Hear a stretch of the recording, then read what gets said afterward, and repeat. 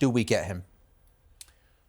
I think we'll get him if Newcastle can get 1 or 2 in, whoever that may be. Looks like they're going for Strand Larsen and Vissa, but then Wolves have got the problem of replacing Strand Larsen. So there's a domino effect going to happen. If I was Liverpool right now, my priority would be getting Guéhi done.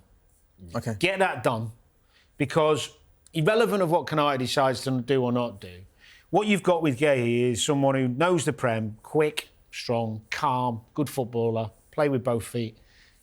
There's no risk. Now, I know he's got a year left and Liverpool might be thinking, well, you know, he might have said, I'll come in a year if, you know, whatever. 40 million for a player of that quality, you can't get it. I know Liverpool trying to do a deal. I think they offered 30, or that's the rumour, I don't know. But get that done, because that could be the area that bites us if Virgil or Canati have a long, you know, a few months. Sure. Attacking areas, yes, Isak's going to improve Liverpool immensely. Nobody can deny that. And it gives Liverpool a better chance of winning the league. The reality is, Liverpool score goals anyway. Liverpool will score goals with the forwards they've got. Would you like another option? Of course. Defensively, I'd be sorting that out. And then if Isak happens, fine. If it doesn't, it doesn't. I wonder, what do you think? Because it does seem obvious. I know Leonie's come in, but we spoke a lot on the show that we do feel a little bit short at centre-back.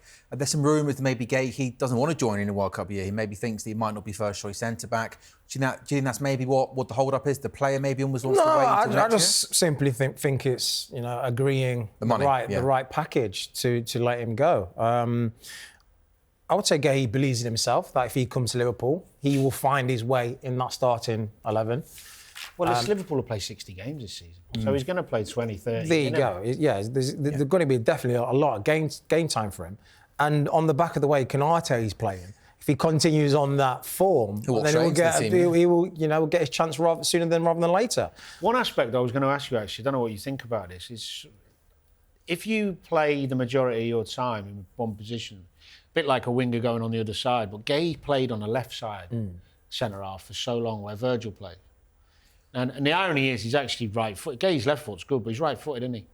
So he would have to play on the right, because you're not moving Virg.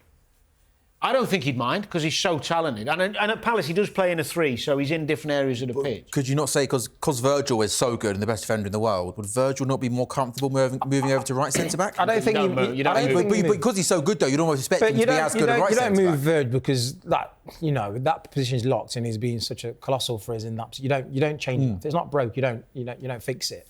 With Guéhi, I think he would find that transition quite easy. Playing alongside Virgil helps. So, you know, going across onto the right, I think he'll find it fine. I think the reason why he plays on the left is because I think Lacroix plays on Lacroix, right, yeah. And I think... And then Anderson the year before. He's not as good as Guéhi on the other side. No. So that's the reason why he's actually playing. Not because he probably prefers it there. It's because he's the better one out of the two. So with Isak then, do you think Liverpool are simply sitting back now and are just waiting for the news? Yeah, they know. Go back to Isak, Newcastle have signed a striker, and as soon as they get that striker in, another bid comes in. Correct. Liverpool know if they put in a bid now, Newcastle are going to go, we haven't got a replacement, no point having a discussion. Doesn't matter what you offer, unless they go, here's 150 million up front, bang, bang, bang, baby. But until that happens, until they get someone in, then Liverpool will probably go back in. Yeah. Obviously, from a Liverpool point of view, you both want Isak to play for Liverpool Club. But as former professional football players, given how he's behaved, how he's acted, does it leave you with a bad taste in your mouth? Not at all. Not for me. For me, no, because... But not so much from a Liverpool point of view, in general, as a former... would you have ever behaved like that? Well, if I had a discussion with my team manager, absolutely. I did it for just one day off. Jermaine, no, come on. No, if I had a discussion with the manager, with the hierarchy, the season previously, I said, right, next season, I'm going to go. I'm going to give you a full year, but after that, I want to leave if the right offer comes in. And they've turned around and goes, OK, you know, we'll look, see what we can do, whatever conversation has gone on. And then the opportunities arise where a team like Liverpool come in where that may not happen next season. You don't know what happens with injuries or whoever comes shining through on the radar in Europe or whatever. So with each game week, with each month, that time frame starts dwindling. It may not happen. So he's got this in his peak years right now, thinking, I've got a chance to go and play for Liverpool, champions of England, and we may win the league again, and the Champions League we're going to be challenging for. I've got to do this. So you think he's absolutely right then? Well, absolutely. To refuse to play for the club? I think he's... If he had a good agent, he wouldn't be in this position. In what way? Well, a really good agent would have had the conversation with the correct people at the beginning of that last season. So he might have had a conversation, but it's a conversation. It's not a contract. Yeah, it's not in the contract. And you're getting paid, and you've signed a new deal. You're 3 years left, right? So a good agent would have said, look, if he has a good season, you might speak to the manager. You know, somebody who can give you some sort of reassurance. What do they call it? No, you can't give a guarantee without a contract. Gentleman's agreement. Now, if he's had that, why not just say it? Why be half-hearted if you're Isak? Why not come out and say, the manager said, or the owner said, this, and this is why I'm angry, because they told me this. Sure. Say it. Take yourself out of the firing line and tell some truths.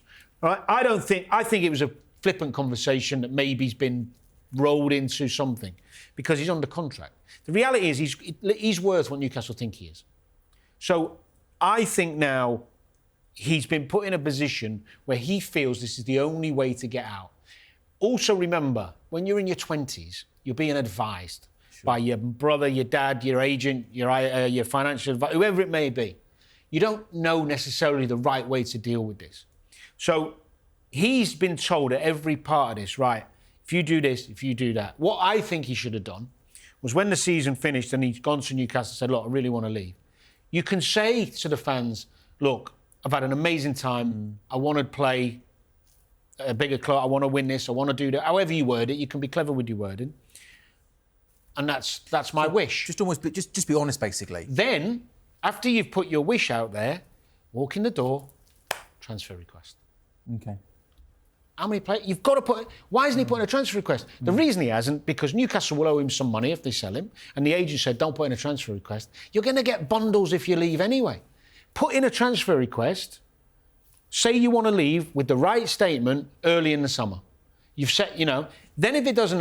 Obviously, then you're relying on Newcastle getting in players and all that, which he can't be a... It doesn't help they can't start anyone, doesn't it? No, and they've gone for some... That is... Well, it's everybody, haven't they? Yeah, but you've got to know you got... That's their job, isn't it? No, of course. He can't really That's not his fault, yeah. I don't think saying I'm not going to train or play... I don't know if he has said that, because Newcastle haven't fined him. Maybe both parties think it's better he's not there. So people keep saying, he's on strike, he's refused to play. How do we know that? Has he been asked to play? So let's look at both aspects of this. The reality is, and I can only say now this with hindsight, because I've had not quite to this level, but similar situation. I never would refuse to play or train, because then I think you're leaving yourself not just wide open for criticism, you're leaving yourself in a position where you might lose fitness, lose rhythm. Sure.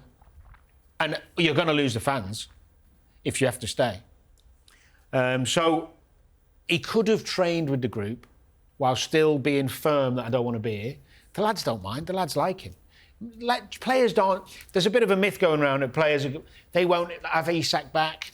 Oh, come on. He's one of the boys. They understand what he's trying to do. Yeah. They'd all do the same. He's just had the amazing season that puts him in a position that they're not. Yeah. You think Anthony Gordon wouldn't try and go to Liverpool if he could have? So if the window does close then, Monday evening, and Isak's still a Newcastle player, Tuesday morning he comes back into training and everything will be fine? Yeah, his problems are fine. I agree with you. With the boys. Yeah, with the boys. But then, from a fan's point of view, though, I think that as soon as he plays his first game back for Newcastle, as soon as Isak finds the back of the net, I think he'd be surprised at how quickly things move on. You love the diehards like we did with Trent. You love the diehards who will boo him and who jeer him, but then you'll have the ones who are happy to see him back, for sure.